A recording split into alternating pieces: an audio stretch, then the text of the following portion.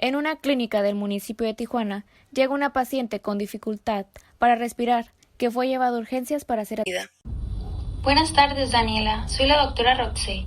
Te hicimos una canalización porque acudiste con una dificultad grave para respirar. Además de que te realizamos otros estudios para poder comprobar cuál fue el motivo de este problema. No te preocupes, pero todo indica que tienes linfoma, un tipo de cáncer. El linfoma es un tipo de cáncer del sistema linfático que es parte de la red del organismo que combate los gérmenes. Pero, ¿qué es el sistema linfático? Empezaremos con su anatomía y fisiología.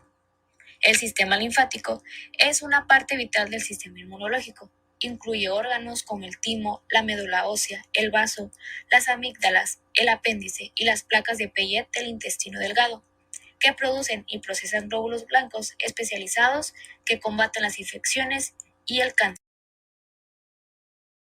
Es una red de órganos, ganglios linfáticos, conductos y vasos linfáticos que producen y transportan linfa, desde los tejidos hasta el torrente sanguíneo. El sistema linfático es una parte principal del sistema inmunitario del cuerpo. La linfa es un líquido incoloro compuesto de glóbulos blancos, especialmente linfocitos, las células que atacan a las bacterias en la sangre. Líquido proveniente de los intestinos, llamado quilo, que contiene proteínas, grasas y sales. Se transporta desde los tejidos hasta la sangre a través de los vasos linfáticos. En el sistema linfático no existe una bomba que impulse la linfa, a diferencia de lo que ocurre en el aparato circulatorio, sino que se mueve aprovechando las contracciones musculares. El líquido intersticial o el líquido tisular, del que hablamos anteriormente, es el líquido contenido en el intersticio o espacio entre las células. Alrededor de una sexta parte de los tejidos corporales corresponden al intersticio. Los vasos linfáticos nacen como capilares linfáticos, que se encuentran en los espacios intercelulares y presentan un extremo cerrado.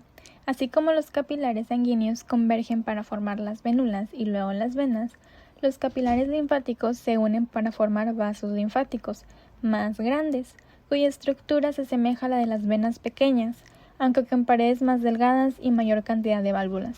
A intervalos, a lo largo de los vasos linfáticos, hay ganglios linfáticos, a través de los cuales fluye la linfa.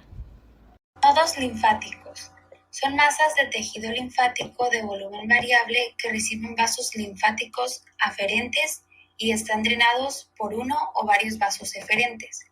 Los vasos aferentes llegan a la periferia del nodo por un punto cualquiera. Los eferentes emergen por una depresión, el hilo del nodo. Órganos linfoides primarios. En los órganos linfoides primarios es donde se maduran los linfocitos y son el timo y la médula ósea.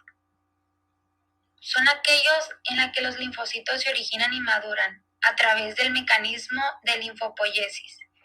Diariamente se generan aproximadamente 109 linfocitos. De igual forma, se realiza la adquisición de las características que los capacitan a responder ante un antígeno extraño. El timo es una glándula formada por dos lóbulos y situada detrás del esternón. Su función es la maduración de los linfocitos.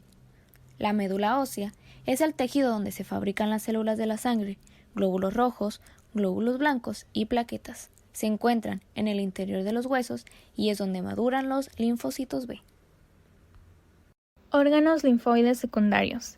En los órganos linfoides secundarios es donde se presentan las sustancias extrañas o antígenos y se inicia la respuesta inmune específica. Son los ganglios linfáticos, el vaso y el MALT.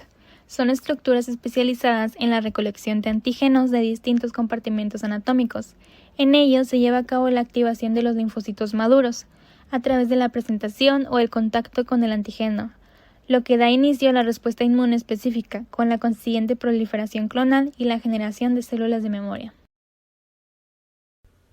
Los ganglios linfáticos producen glóbulos blancos ante la presencia de un antígeno. El vaso está situado en el lado izquierdo de la cavidad abdominal y formado por la pulpa blanca correspondiente al tejido linfoide y la pulpa roja a los vasos sanguíneos. Su función inmunológica consiste en la producción de anticuerpos y la destrucción de bacterias. El MALT, que es el tejido linfoide asociado a mucosas, se encuentra en el tracto gastrointestinal, respiratorio y genitourinario. Las manifestaciones más comunes de las enfermedades en el sistema linfático son la adenopatía, que es la hinchazón e inflamación de un ganglio linfático que aumenta su tamaño normal. Linfedema es un tipo de edema provocado por la obstrucción o mal funcionamiento de los vasos linfáticos. Linfagitis, que es un proceso inflamatorio de los conductos linfáticos, generalmente de origen infeccioso. Y linfoma, que es un tipo de cáncer que se origina en el tejido linfático. Ahora hablaremos sobre su farmacología, hablando específicamente sobre tratamientos dirigidos para combatir el cáncer. Primero está el rituximab. El rituximab está clasificado como un anticuerpo monoclonal. Los anticuerpos monoclonales son un tipo relativamente nuevo de terapia dirigida para el cáncer. Y su nombre comercial es MabThera. Etanercept se usa solo o en la combinación con otros medicamentos para aliviar los síntomas de determinados trastornos autoinmunes. Buenas tardes, Yuri. ¿Qué pasó? ¿A qué se debe tu consulta del día de hoy? El día de hoy tuve un accidente en mi trabajo. Se rompió una ventana y me corté la mano. El problema es que no ha parado de sangrar. Doctora, al parecer las pruebas indican que tiene hemofilia. Ok, Yuri. La hemofilia es una enfermedad genética que provoca problemas en la coagulación y por ello no puedes dejar de sangrar. Pero no te preocupes, te daremos unos medicamentos para la coagulación y estarás bien. Solo tienes que cuidarte mucho. El sistema hematopoyético, teniendo que hema es igual a sangre y poiesis es igual a producción, fabricación, es el sistema encargado de la formación de la sangre. La hematopoiesis es el proceso de formación, desarrollo y maduración de los elementos de la sangre, eritrocitos, leucocitos y plaquetas, a partir de un precursor celular común conocido como célula madre hematopoyética pluripotencial. La sangre es un tejido líquido compuesto por agua, sustancias orgánicas e inorgánicas disueltas, que forman el plasma sanguíneo y 3 tipos de elementos o células sanguíneas: glóbulos rojos, glóbulos blancos, plaquetas y sistema hematopoyético. El plasma sanguíneo es líquido y está formado por un 90% de agua y en un 10% de sustancias como azúcares, proteínas, grasas y sales minerales. Los glóbulos rojos, conocidos también como eritrocitos hematíes, son el componente más abundante de la sangre y actúan transportando oxígeno molecular. Tienen forma de disco bicóncavo y son tan pequeños que cada mililitro cúbico hay 4 a 5 millones, midiendo unas 7 micras de diámetro. No tienen núcleo, por lo cual se consideran células muertas. Como su nombre lo indica, son células de color rojo por su contenido de hemoglobina y se fabrican en la médula roja de los huesos. La prueba de TP es un examen de sangre que mide el tiempo que tarda la porción líquida de la sangre en coagularse. Examina proteínas especiales llamadas factores de coagulación que están involucradas en este evento. Este examen mide el factor 1, factor 2, factor V y factor X. La médula ósea es el tejido blando dentro de los huesos que ayudan a formar las células sanguíneas y se encuentran en la parte hueca de la mayoría de los huesos. El aspirador medular es la extracción de una pequeña cantidad de tejido para su análisis. La médula ósea se extrae del hueso pélvico o del esternón, aunque ocasionalmente se puede seleccionar otro hueso. Principales patologías. La anemia se describe como la disminución del número de glóbulos rojos o de la cifra de hemoglobina por debajo de los límites normales.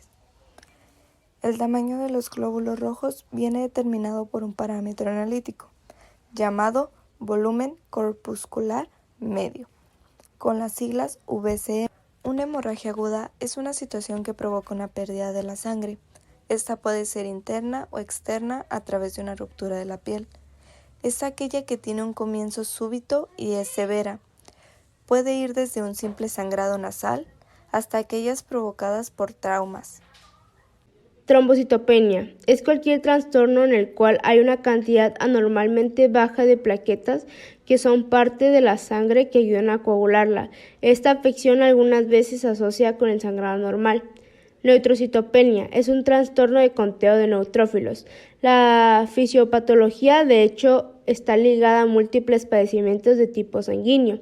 Tenemos la neutropenia leve, que es de 1000 a 1800 células por milímetro cúbico.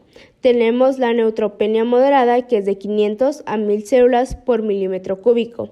Y por último tenemos la neutropenia severa, que es de menor a 500 células por milímetro cúbico.